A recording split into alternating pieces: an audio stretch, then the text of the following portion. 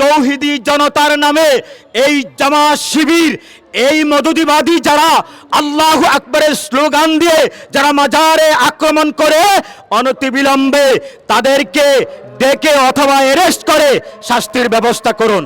তারা হচ্ছে নমরুদের উত্তরসূরি, কথা বলেন ঠিক কিনা? তারা ফেরাউনের উত্তরসূরি, কথা বলেন ঠিক কিনা? তারা আবু জাহেলের উত্তরসূরি, কথা বলেন ঠিক কিনা? তারা হচ্ছে সেই ইয়াজিদের উত্তরসূরি, কথা বলেন ঠিক কিনা? আমরা যারা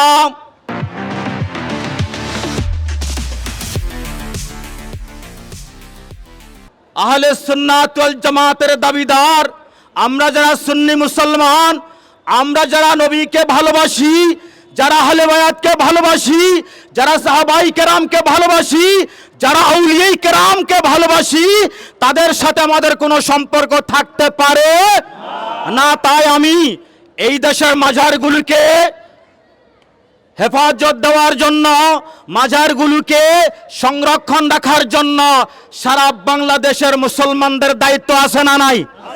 কথা বলেন, আছে না নাই?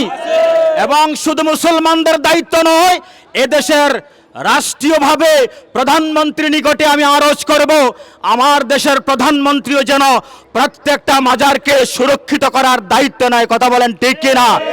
আর আমি পরিশেষে আমার সংক্ষিপ্ত বক্তব্যের মধ্যে এই আবেদন করব, যারা তৌহিদি জনতার নামে এই জামাত শিবির, এই মদুদিবাদী যারা আল্লাহু আকবরের স্লোগান দিয়ে যারা মাজারে আক্রমণ করে, অনতিবিলম্বে তাদেরকে ডেকে অথবা অ্যারেস্ট করে শাস্তির ব্যবস্থা করুন।